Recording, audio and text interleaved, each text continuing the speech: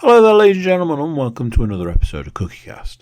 Today on CookieCast, it's the Darkest Timeline podcast. So, just me talking games, movies, TV, and stuff that happened in the week this one was recorded. I'll warn you now, it was recorded on like the second day of January.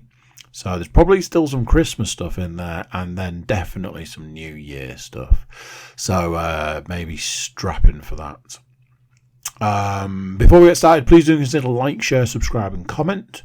Drop any reviews you want to drop and share the podcast around. Word of mouth is a wonderful thing. Right, let's get started. Here we go. This is CookieCast, the Darkest Timeline podcast.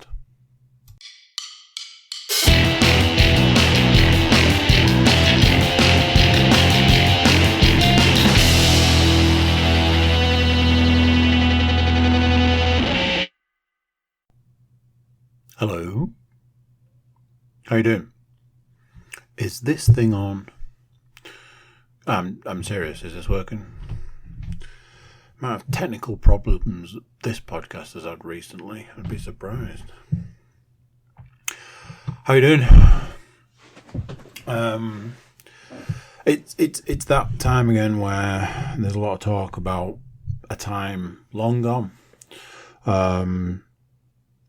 It's literally like to, peek behind the curtain kind of situation. It's literally the 2nd of January. So, this is probably a little bit out of date. So, I think I mentioned something,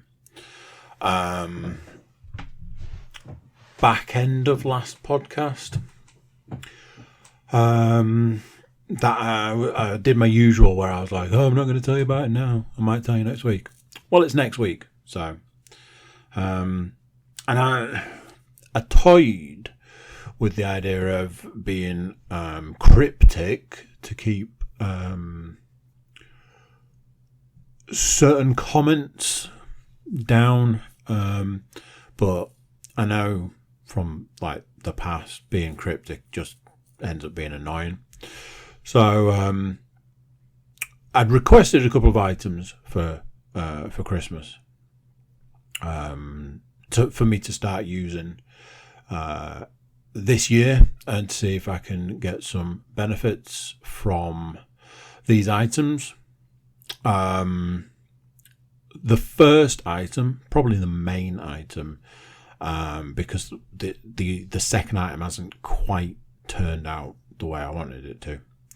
The first item is a weighted vest. Now, some of you will think, the hell is a weighted vest? And some of you may know exactly what I'm talking about. Weighted vest is a workout tool designed to do a variety of different things, simulate additional weight for a variety of different reasons. The reason I wanted it is in an attempt to aid in increasing the speed at which I run at, and improve stamina, so on and so forth. Obviously, when you're in a situation where you're trying to move towards longer distance, then you need to get your stamina up. There was also, this is one of those where I'm going to mention something now and then I'm going to come back to it towards the back end of the podcast. But there was also a hope that adding additional weight, artificial weight, would then, in some weird, strange, scientific, without the science way, increase weight loss. For example, if your body thinks that you weigh, it's like 15 pounds or something more, then it needs to work that bit harder kind of situation. The second item I requested And I am aware that this probably falls into the category of like, I feel on one hand that it's like a female workout fitness class item, and on the other hand, I got some really manly ones. But I requested some leg weights, the kind of like leg cuffs that are weighted, and you strap them around your ankles and away you go. Again, for the fact that I do a lot of walking. I walk the dog. Exact same reason.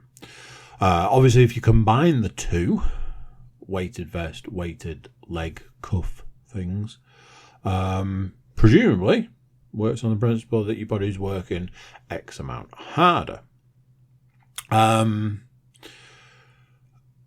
So, go back to, I need to kind of look at a calendar. No, because I'm like, if it was last Monday, why wouldn't I have talked about it on the podcast? I know why, because although it was last Monday that I tested the theory, I won't have seen any results until the Tuesday.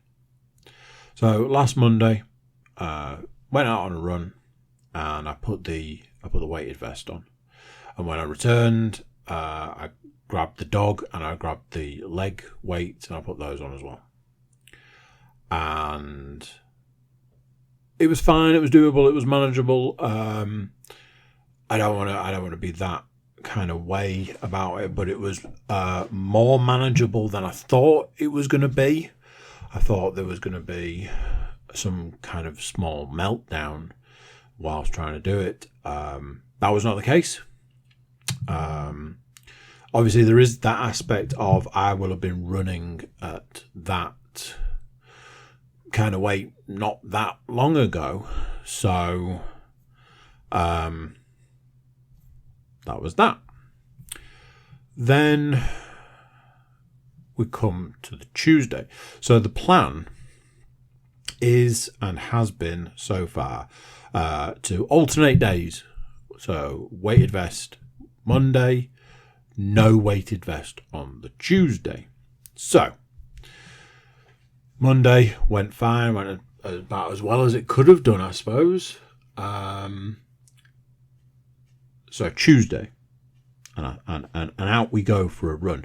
Now, I am not naive enough to think that strapping on a weighted vest on Monday is going to make me run like,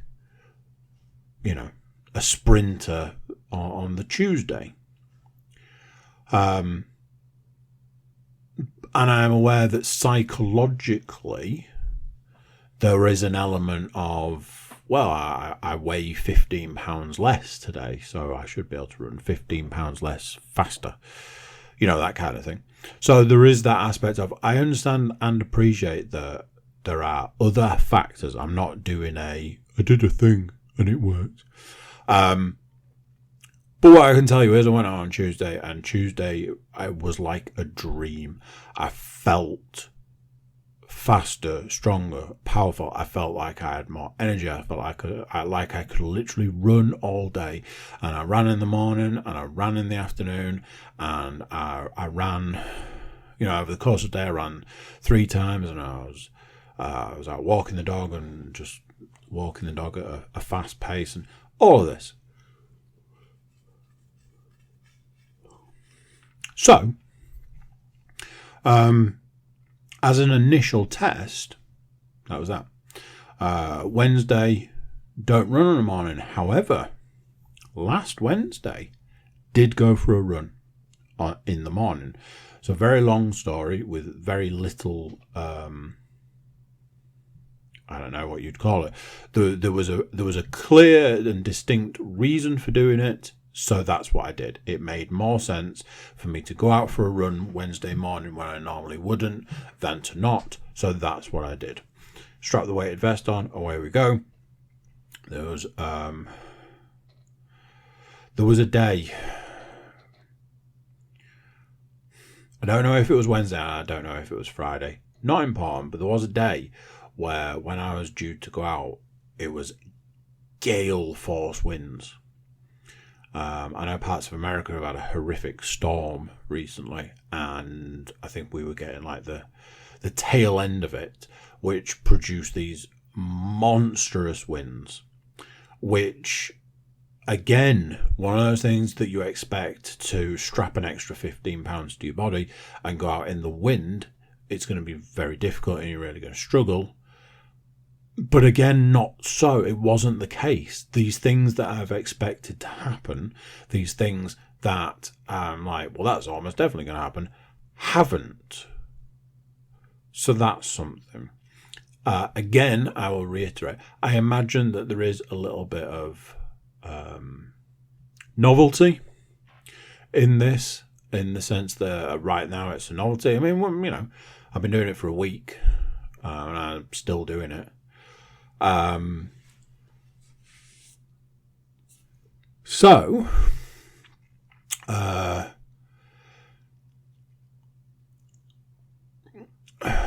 see, I want to say that I'm seeing results.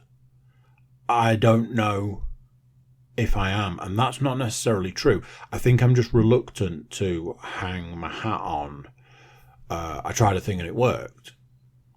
Again, I will come back to something, another piece of evidence or another piece of the puzzle maybe, but for now, we'll move on and maybe come back to it.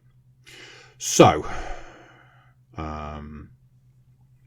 had a nice few days with my children, doing Christmas all over again.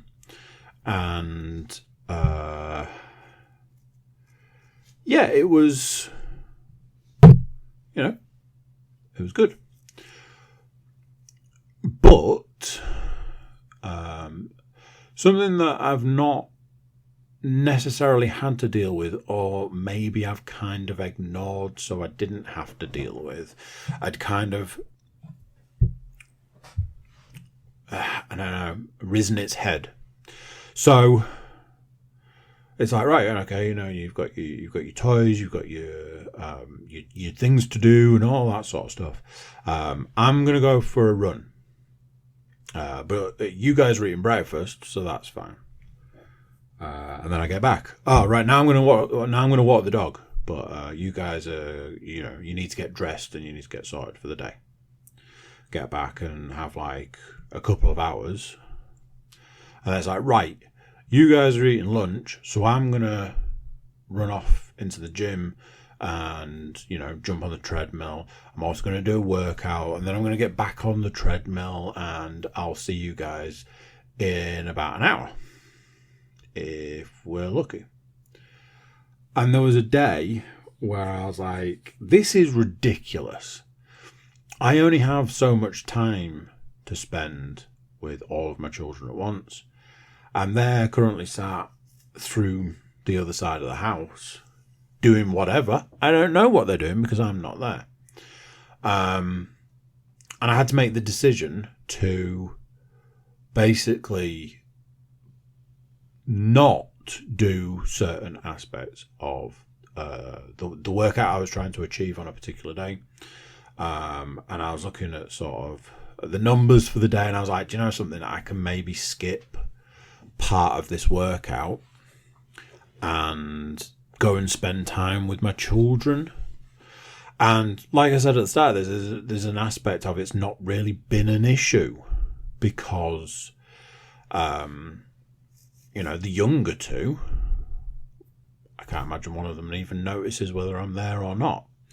And my youngest daughter, you know, there's been for a long time, up until very recently, there'd be points in time where she'd go for a nap, so I'd be able to do stuff then.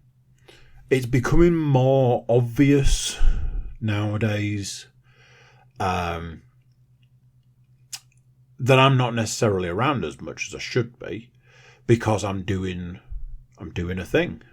I'm running, I'm working out, or or running or working out. It's that kind of situation. I'm doing something,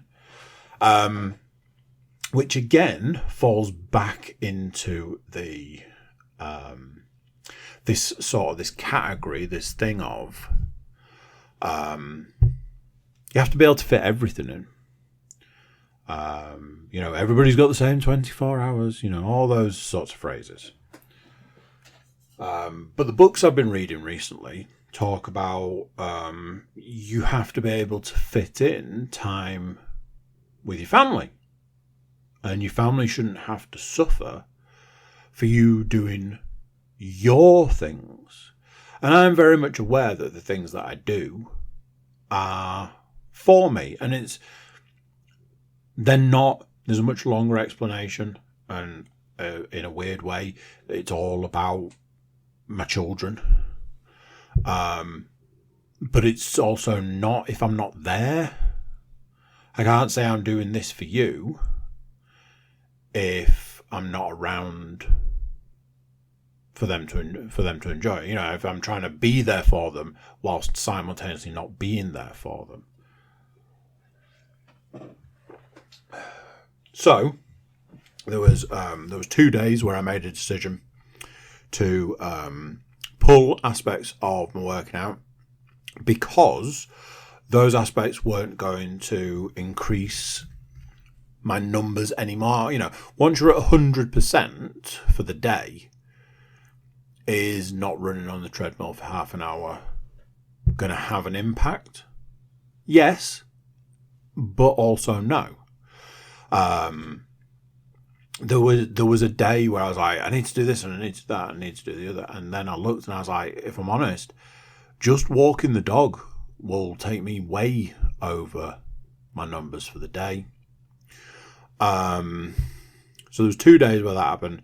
Come to Sunday, well, I don't do much of those things.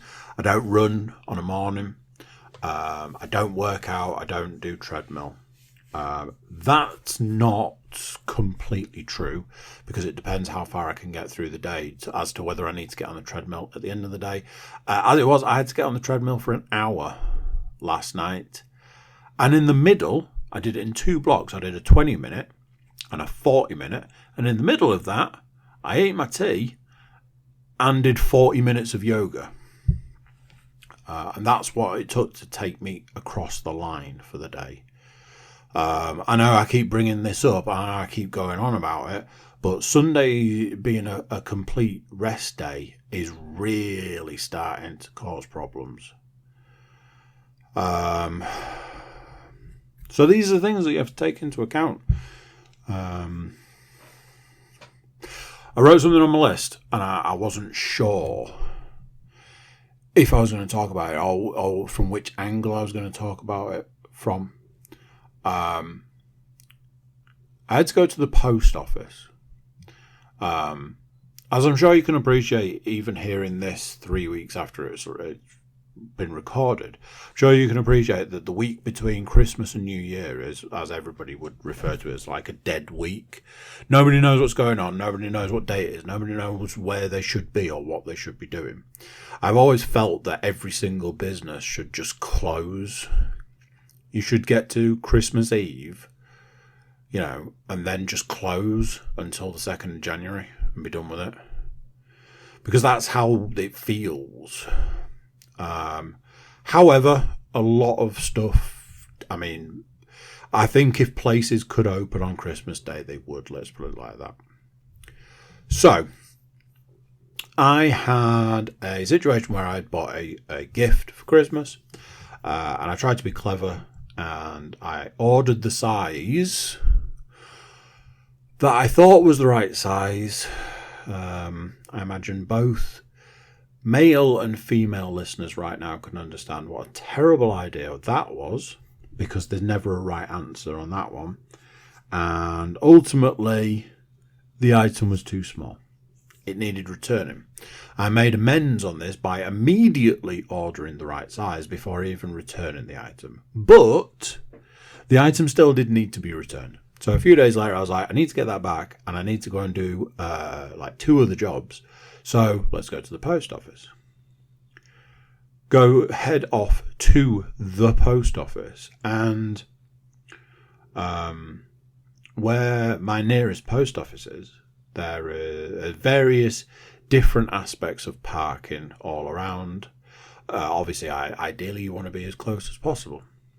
I took 2 of my children with me, but said, hey, you might as well stay in the car. I'm literally going to run in, run out. And that was that. However, in these days between Christmas and New Year, you generally find that some things are really busy and some things aren't. And it's often the thing that you wouldn't expect. So, we drive to the post office, and when we get there, I was like, oh, it's a little bit busy. And I was looking at the available parking spaces, and I was like, look, there's a space there which I can park in. However, the vehicle in the next space over has parked way over on one side of the space. I was like, it's not a problem for me or us because it's on the passenger side because I was reversing in. I was like, yeah, from my perspective, that's their fault for parking too far over, especially when the space next to them isn't an actual space, it's a keep clear. So they could have parked right up on that side and left them plenty of space both sides. They chose not to do this. It had also been driven in, so I'm like, you had perfect opportunity to park this correctly and you chose not to. I'm going to be 2 minutes.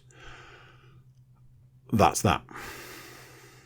I go into the post office. I said, I've got a return. The woman scanned the barcodey thing that I had, took the item from me, stuck a label on it, gave me a receipt, and I walked out. There was no queue. There was nothing stopping me getting out. It was probably a 30-second kind of situation. As I'm getting back to the car, which was 10 yards away, not even, could have even been 10 feet away. I'm getting back to the car. I'm like, of course, in the 30 seconds that I've been gone, what turned out to be 5-person family has returned to the car that I'm parked next to. I'm like, well, it's one of those situations where I'm going to get in the car and I'm going to pull out of here and I'm going to be gone. As I'm approaching, there are 2 adults, which you would presume parents, a younger child, and a teenage boy. So I would say probably 15.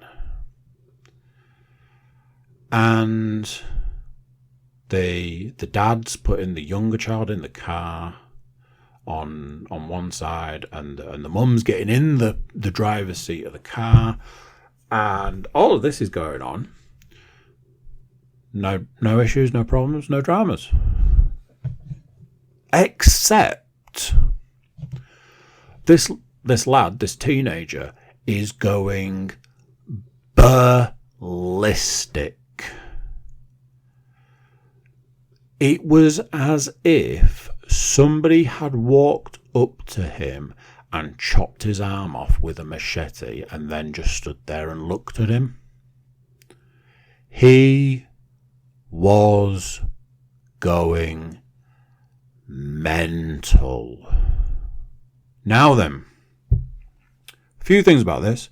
Firstly, like I said, probably about 15, maybe 16, maybe younger. I can't tell you how old children are by looking at them. It's an ability I do not have. I can't even tell you how old my children are when you ask me. I am the wrong person for this. He could have been 20 for all I know. If I had to guess, gun to my head, I'd go with 15. So the fact that this is going on anyway, I'm like, what is your problem? What, you're going to have to wait 2 minutes, 30 seconds, not even that, for either me to move, or as it was, for your parent to reverse your car out, which is parked, some might say, incorrectly. But it was the fact that he was effing and jeffing. It was F this, F that, F the other, effing. Now, he has got a younger sibling. So already, I'm like, not a fan of this. He has also stood next to my car, where my children are, who will absolutely be able to hear him. So I've gone from not a huge fan of you standing there swearing your head off in front of your younger sibling. I'm less impressed with you standing next to my car and swearing your head off in front of my children. How about we don't? And then things turned interesting, because as I'm walking to the car, he's obviously clocked that I'm the person that has ruined his day by parking correctly, and then starts to look like he wants to make something of this situation. I'm like, are you kidding me right now? What is happening right now? Beyond insanity. I'm like, is this real? So I had a moment of clarity where I could see how the next few seconds were going to play out, and I was like, nobody really wants to be a part of this situation. So I walked around the car, got in the car, started the car. Now, like I said, by this point, the car park next to me has decided, oh, well, it is actually the end of the world, so we're going to have to pull the car out so the horrible little ingrate can get in it. Because let's face it, he wasn't squeezing anywhere, let's put it that way. So then this car's pulling out, and then I'm trying to pull out, and the car's going in the wrong direction to do the manoeuvre it's trying to do. I'm like, I think we can all see how we ended up in this situation. Maybe driving's not your forte. Now then, I get in the car and I start to pull out, and I'm like, what has just happened? What was that situation? What did he think he was going to do? As a 15-year-old. He's going to reprimand me for ruining his life? Or what? It's one of the most baffling situations I've been a part of. And I've been a part of many baffling situations. And obviously because of it, I wrote it down on a list to talk to you guys about it. And then wasn't sure whether I was going to bother. But I still did. And who's glad? Who's glad? Hands up. Who's glad?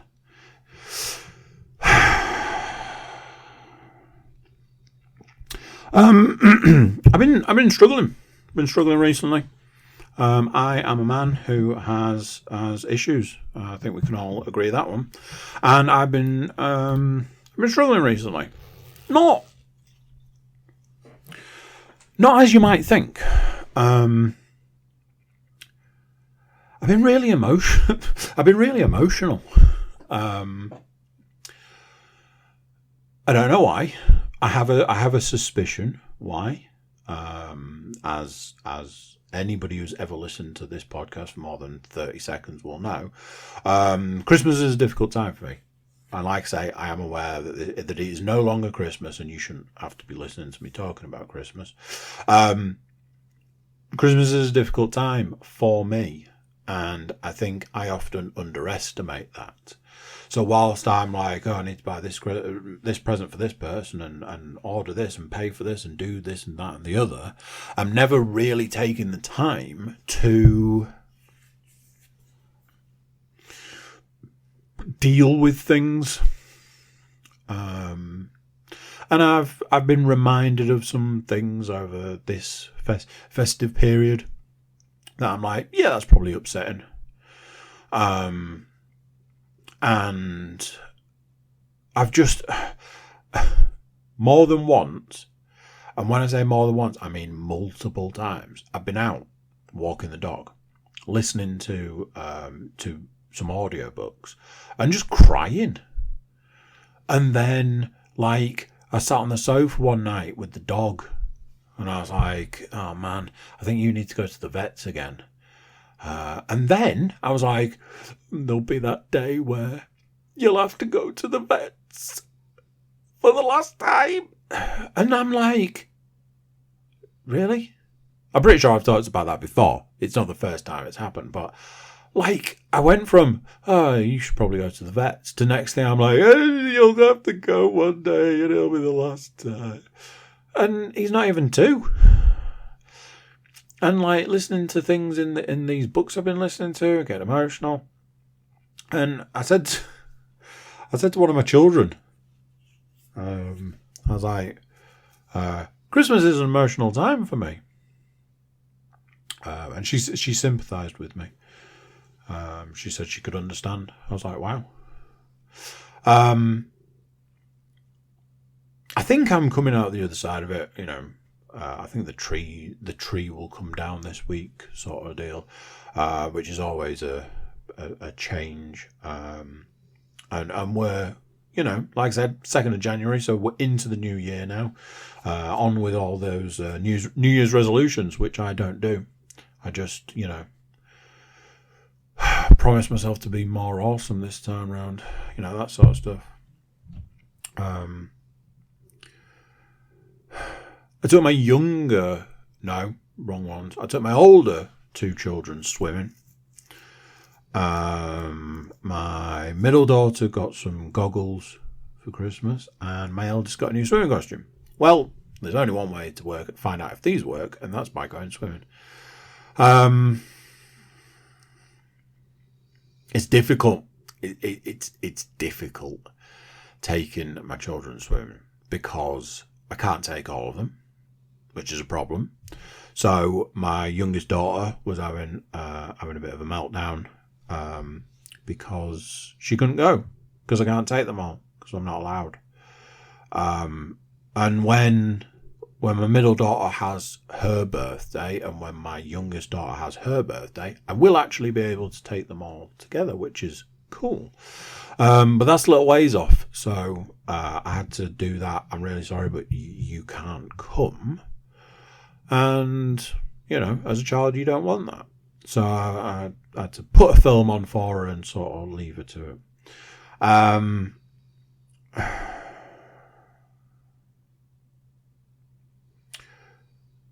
Some of my children are very much controlled by fear, and it makes me sad. You know, their fear is always their go-to thing, and part of me is very understanding because I was like that as a child. I certainly at their age I would have been like that, but I had a very different upbringing to them, and I had a lot to be afraid of. But it's always that I'm like, are you going to do this in the swimming pool? Oh, I can't do that. Why not? Because I'm afraid. And like when one of my daughters was telling my other daughter to put her face in the water, I can't do that. I'm afraid. And I'm like, I'm just gonna have to go for a little swim. You know, the thing we're here to do. At one point, I was like, they might as well have got in the bath and just filled it a bit higher than normal because they didn't, like, one of them didn't venture more than 2 foot out of the shallow end And by that I mean the shallow end as in the wall at the bottom of the swimming pool. And the other one went maybe up and down the small pool, also known as the baby pool, twice maybe. And then they just stayed. And we were in there over an hour. And I was like, I don't know what to do, because I know that I went through this, you know. So I get it from that perspective, but swimming was a big thing for me. Swimming was a big part of my life for a variety of different reasons. And I want that for my children because I feel like they're missing out on so much. And then my youngest daughter goes swimming every week. She goes to lessons. She's good at it. And I'm like, you know, I know for a fact that my son will go and he will do it and he will enjoy it.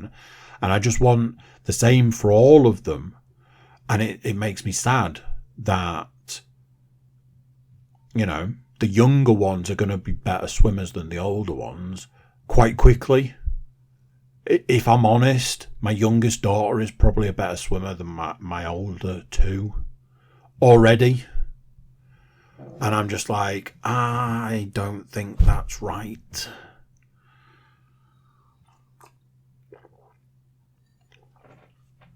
But then there's that part of me that's like, yeah, but do you just want them to do this because you enjoyed it, because you liked it, because it was fun for you? And I don't know. I think it's an important skill. I keep saying, what if you fall off a boat? But then when I say it, I'm like, well, how often do they go on a boat? And, you know, what if only works so much?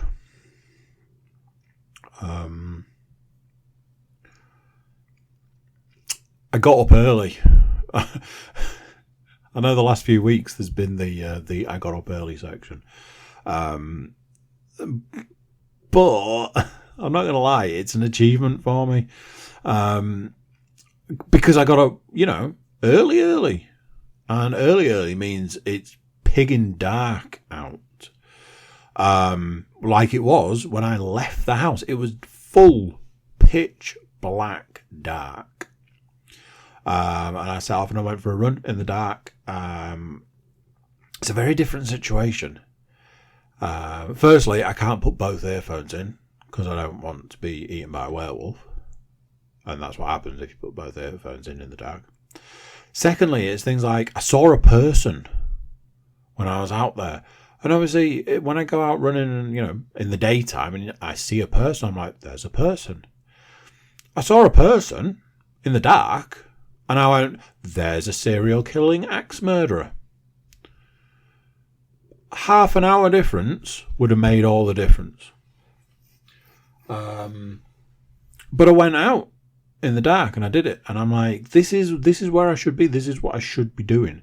I should be up. I should be out there. I should be getting it done. And I did it, and I've done it. You know, as I've been talking about, I've done it every week. There's been at least a day. There was a morning. Recently, there was a morning. Yeah. I had to get out of bed at 6 because my youngest daughter was upset. So I went to see her, to see how she was, to see what she needed and all that sort of stuff. And then I was like, well, I'm up. I'm up now. I'm ready to go. Let's do this. Let's get after it. But in actual fact, that wasn't the day that I got up early and went out.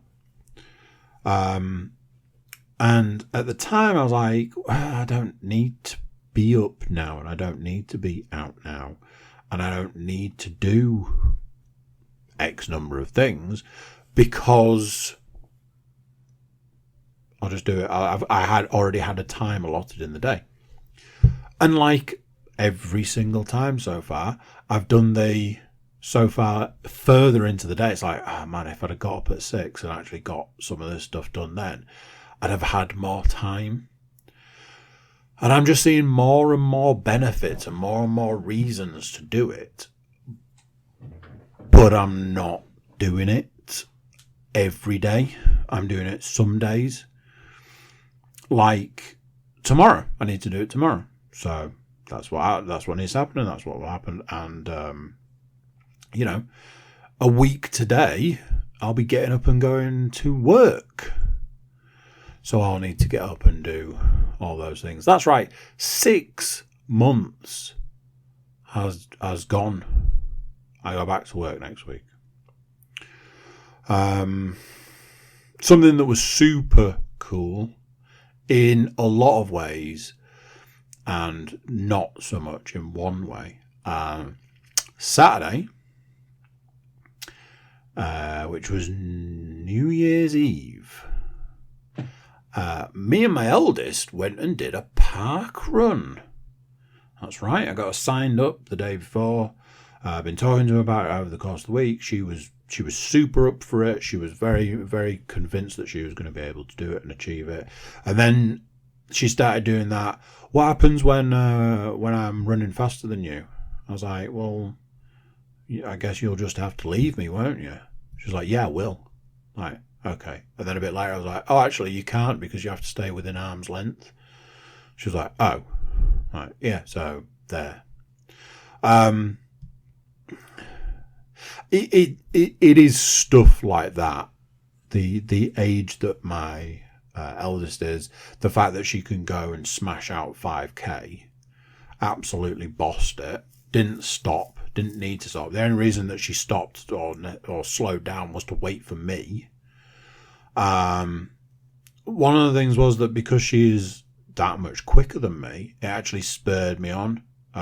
So another week of getting another personal best. So that's every week I've been to the park run has been a personal best. But as I keep saying, those personal bests, I don't know if they're going to run out at some point because I'm trying to do sub 30, which to some people sounds ridiculous and to other people might not. So, it is what it is. That's the speed I do it at. And I keep getting closer. Problem being was new personal best this week, and it was 30 seconds faster. And I know for a fact that's because my eldest was there. And now I'm like, can you come with me next week to do it? Because I'm afraid already that I'm not going to get another personal best. And then I'm going to be miserable about it. But then there's that part of me that's like, just get on and do it, old man. Come on. Go and get that personal best yourself.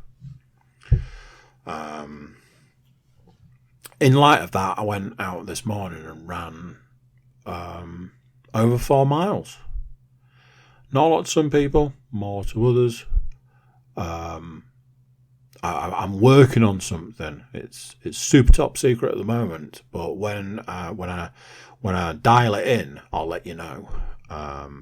But today was the first day of kind of training for it. So yeah, I'll keep you posted on that one. We'll kind of see how that one goes.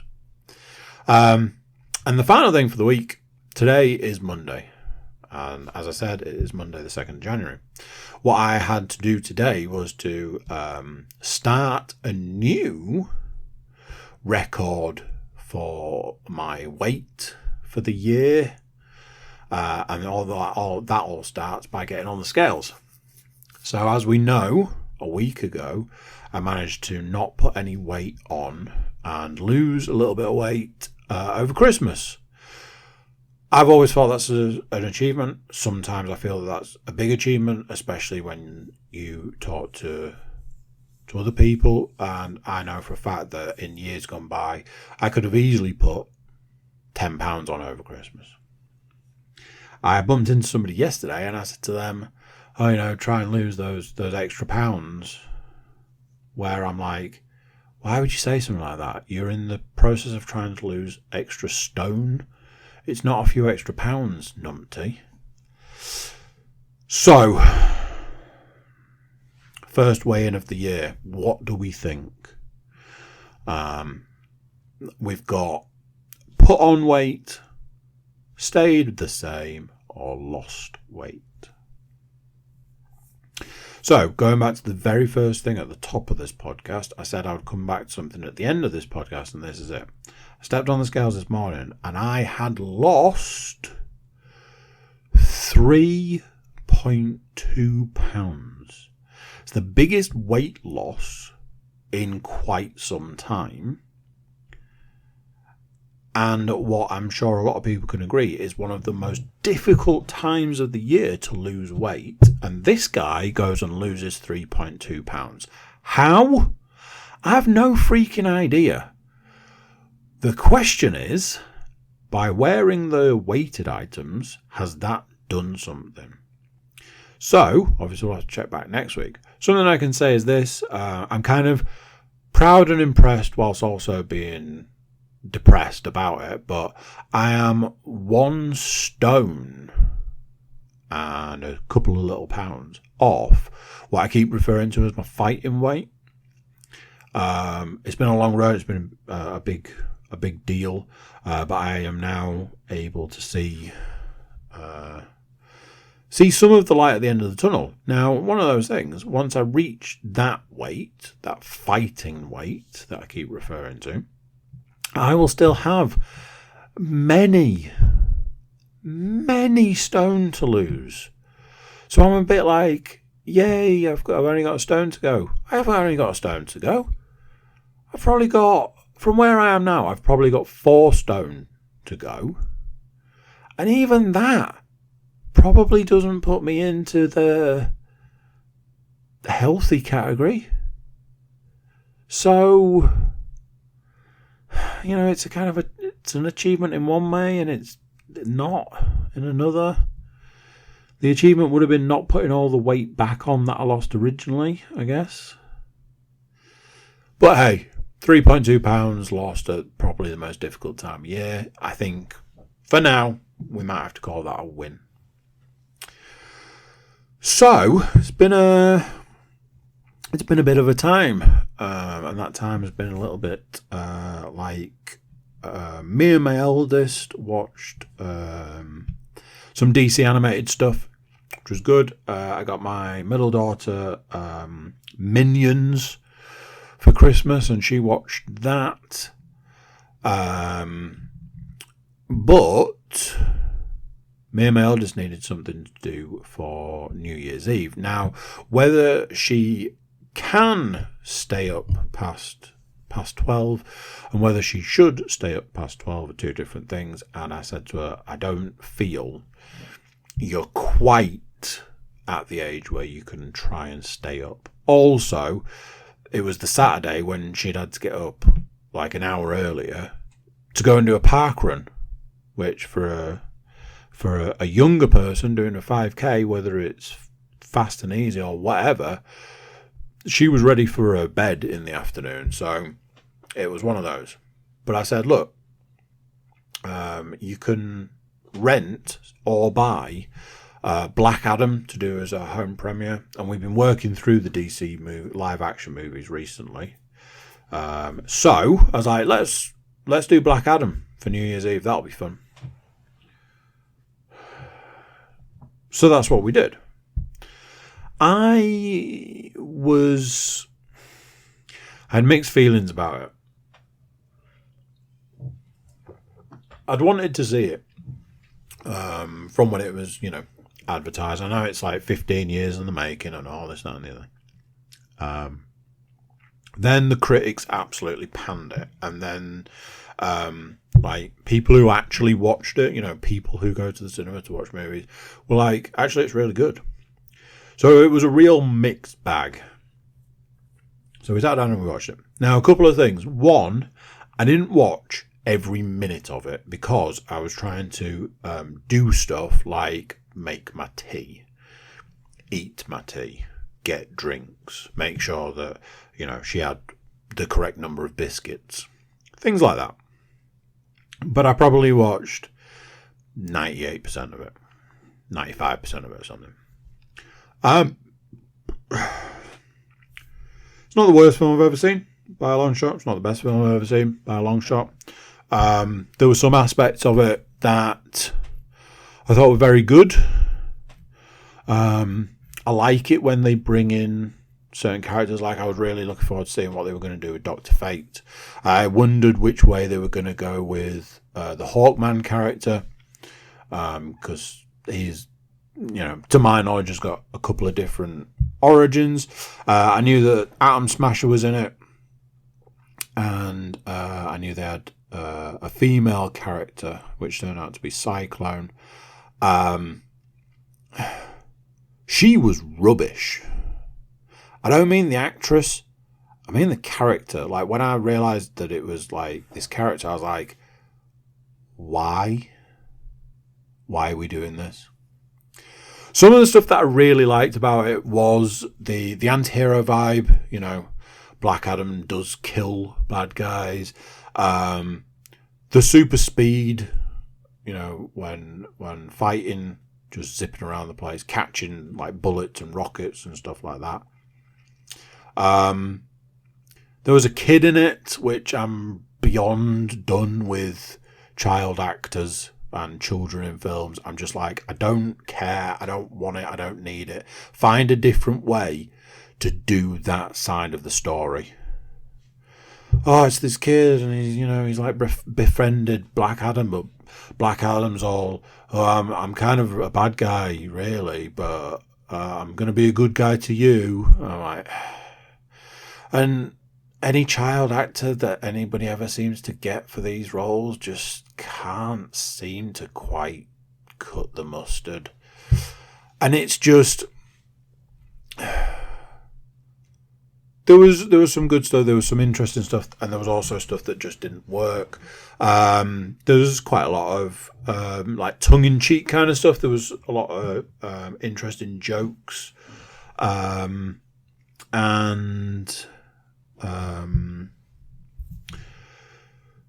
the after credits scene was interesting, even though stuff that's come out recently, I won't spoil anything there. Interesting that the Amanda Waller character was in it. It was a perfectly acceptable film to sit down and watch for New Year's Eve with a child. It was fine. She seemed to enjoy it, so that's that. I did say afterwards, I felt like I needed to watch it again. Like, actually sit down and actually watch it in one go. Because, and I don't think this is a Black Adam thing. I think this is a films in general thing. I just don't seem to remember films when I've watched them. It's like I don't have the brain space for them. So I just don't remember stuff the way I used to. So I kind of feel like I need to sit down and watch it again. Films in the gym is a new kind of segment because I've got a TV in the gym and I can watch films. Films in the gym I've been watching this week. I started watching the Oceans films. I watched Ocean's 11. I've seen the Oceans films many times. I do put them in the category of comfort movies. When I saw that they were available to watch on Prime, I was like, absolutely. I watched Ocean's 11, which I always thoroughly enjoyed. I always thought it was very good. Watching it this time around, I was a bit like, because I've seen it so many times, I'm like, you kind of give it away quite early on. And then there's also a thing at the back end where something's said and it's like, yeah, nobody noticed that one. But anyway, if you've not seen a film that's from, I think, 2005 at this point in time, I don't really know what to tell you. I finished watching Ocean's 12 today, and I think we can all agree Ocean's 12 is a terrible, terrible, terrible, terrible film. It's one of those things that I honestly wonder how they managed to get a 13, an Ocean's 13, having made Ocean's 12. It's so bad. If you haven't seen it in a while, Go and watch it. It's not good. There's the Julia Roberts bit. Let's just leave it there. I will go on to watch Ocean's 13. From everything I remember, Ocean's 13 kind of brings it back in line with 11. I almost considered not watching 12 because I am always aware of what a terrible film it is. And it's painful to watch. But then there's that part of me that's like, that completionist part of me that's like, well, I need to watch all three if I'm going to watch them. I've never seen the other one. It's Ocean's 8, the all-female cast one. I don't want to come across as being sexist because it isn't that. But it always had no interest for me because I think watching 11 and then having to watch 12 and then watching 13, I felt like it was done. I didn't feel like it needed another film. And then, as with these things, years later to then go on to do another one, it was like, I don't feel we need this. And when there's a situation where I don't think we need it, I won't entertain it. So the last 2 Ghostbusters films, and I am aware that everybody says that the last one was amazing, but I haven't seen the last 2 Ghostbusters films because I don't feel that they're necessary. So what's the point? Kind of thing. I'm sure I'm wrong. Computer games. I got 4, count it, 4 computer games for Christmas. And let me tell you, I'm guessing right about now you're there going, how did you manage to get 4? Well, some of them have been out a little while. The 4 games I got for Christmas are Saints Row, Need for Speed Unbound, I found out it was called when I googled it yesterday, Midnight Suns, and Callisto Protocol. Of those games, 2 of them I was really looking forward to. One of them I was mildly interested in until it got horrific reviews. And the other one, I was like, I feel like I kind of need to get this game because it's getting amazing reviews. See if you can work out which as we go through them. I'm going to go through them in the order that I have played them. Not necessarily the order of enjoyment. First up, Saints Row. Put it on, played it 3 days... 3 or 4 days maybe. By days I mean like, maybe an hour a day. I'm not talking about sitting down and playing them for days like I used to. It's bad. It's really, really bad. It's terrible. It's bad. It looks like a game that was made for the PS2. Like the first cutscene comes up and it hurt my eyes to watch the first cutscene. The graphics, the cutscenes, everything, it looks awful. It looks like a multiple generation old game. I am not kidding you on that one. Play-wise, it plays a lot like Saints Row. The only problem I've got with playing it is that I'm really confused by the story. I feel like I've missed something. I feel like I've missed a bit. And it hasn't explained it. And I'm now like, I don't know what's going on. So there's that.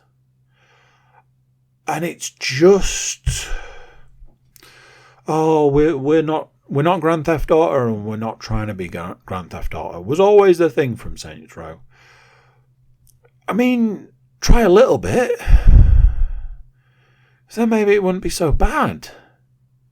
I've always enjoyed the Saints Row games. I've always embraced the fact that they've embraced that they're not Grand Theft Auto and they're not trying to be and they're never going to be.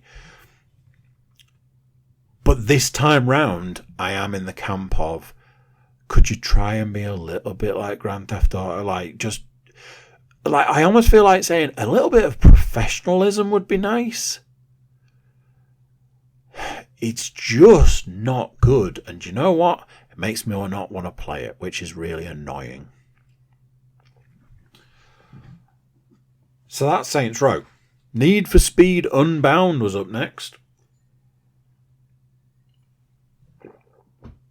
Played it for a couple of days. Then I played the other two games that I'm going to talk about. And then I went back to playing Need for Speed. That might give you a little idea. It's good. It's a good, solid driving game. Some of the things that they've done are weird. They've added like these neon effects to the car when the car does certain things. Like if you jump off a ramp, you get like these neon effect like wings. And if you do like a wheel spin or a burnout, you get like these neon effects around your wheels. On one hand, kind of cool. On the other hand, unnecessary. So you just left a bit like, eh. The story is okay, but it could have been written on the back of a postage stamp kind of thing. We've seen it 100 times before, that sort of thing. So you have to kind of ignore the story whilst having it rammed down your throat to a degree. So there's that. And the weirdest thing of all, it's a racing game where you're not necessarily supposed to win. Of all of the races I have done in this game, which at this point in time is a lot, I have won one race, and that's because the game wanted me to. One of the real downsides to this game is it feels like it's scripted. It feels like, oh, but you're not supposed to win this race and you're in first place. So what can we do about that? Oh, I know. We'll get one of the other cars to just drive into you for no apparent reason. Or, we'll just put a police car in your way for no reason other than the game doesn't want you to win. The rest of the time, it feels very much like if you're supposed to finish the race in third, you will finish in third no matter what. You will never get close to the person in first, or sometimes even the person in second. You will never see them past a certain point. It got so weird to play a racing game like this that I actually had to Google it and just see if there was like maybe a setting that I hadn't put on. Bearing in mind I'm playing it on easy, like I play everything. I was like, why can't you win races? When I Googled it, it said that this is actually a thing. You're not designed to win races. But that in itself feels weird. And in a way, it feels okay. Like I've resigned myself to the fact that I'm not going to win any races. Apparently, reading some stuff on the internet, it does say that when you get a bit further into the game, you will start seeing yourself win more races. But I imagine that that's just because you've spent X amount of money upgrading your car and stuff. I reached a point where it wouldn't let me buy any upgrades for my car because it said that there weren't any races available for that spec. And I'm just like, what is this design model? It's good, but it's strange. It's different, but not necessarily in the ways that you would want it to be. It's that. That's what we're talking about. I gave Midnight Suns a try. Played that for a couple of days. In a lot of ways, pretty much what I expected. In some ways, not quite. It's a turn-based RPG type thing. Something I found very strange was it works on like a wave system. So you fight, say there's 4 enemies, you fight those 4 enemies. If you don't kill all 4 of them, if you don't defeat all 4 of them in your go, more enemies come. So then you'll get 2 more or 3 more or 4 more. Which is fine because you'll probably beat them in the next round. I did get up to a point where I'd done one where every single time, because there was so many at the start, every time I had my go, I didn't beat the wave. So they'd send another wave. So then you fight in like a wave and a half, and you'd beat like 1 wave, so there'd still be half left. So then they'd send another wave of enemies. This went on for about half an hour. And I was just like, what is this and why are we doing it? It seems to be strange, weird and wrong all at the same time. So that's kind of that in a nutshell. I haven't played it enough to give too much of a review, but I've played it enough to know that it's fine apart from a weird quirk, I suppose.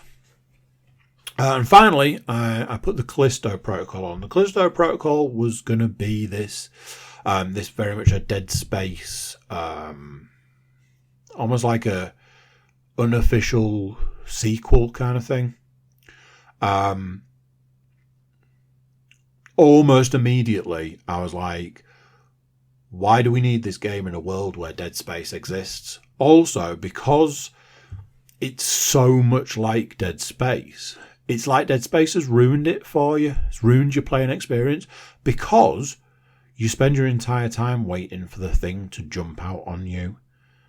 And half of the time it does and half of the time it doesn't. But if you spend all of the time waiting for something to jump out on you, you're not surprised when it happens. So it kind of defeats the object. Add to that they put in some super weird controls. It's like, oh, this thing's attacked you, but you can dodge its attacks. I was like, don't do that. Don't do that. Oh, do you want to open this door? Press triangle 4 times, and then it'll go into a door opening animation. It's like, don't do that. Line the two things up. Press the button 4 times while he's trying to pry the door open. Already, and I've only played it a little bit, but already feeling like they've made some very strange design choices. And I imagine the sole reason for it is to try and remove itself somewhat from being Dead Space. It screams Dead Space. So that's a bit... It's just weird. I know that I definitely need to play it more. And I'm hoping that there's a bit more development to certain aspects like weapon upgrades and things, which I am aware that there will be. But I do wonder at what frequency. So we shall have to see. As you can see there, plenty to be going on with. I did buy a DLC for one of my favourite games. And I did buy some digital content. So plenty to be going on with in the start of the year. So, you'll be hearing a lot more about those games. But that's it for this one. I'll catch you guys later. So there we go. What do you think to that? Another one gone. Another week gone. Another week into a new year. Even though we're more than whatever. Doesn't matter. Big thank you for listening. Big thank you for being here. And before you go, please consider like, share, subscribe and comment. Drop reviews you want to drop. Check out the website, thecookiecast.com. There you can find links to our social media and an email button so that you can get in touch with us. That's it for this one. Till next time, I'm going to say bye, and I'll see you then. This has been another episode of CookieCast. If you enjoyed this episode, please like, share and subscribe.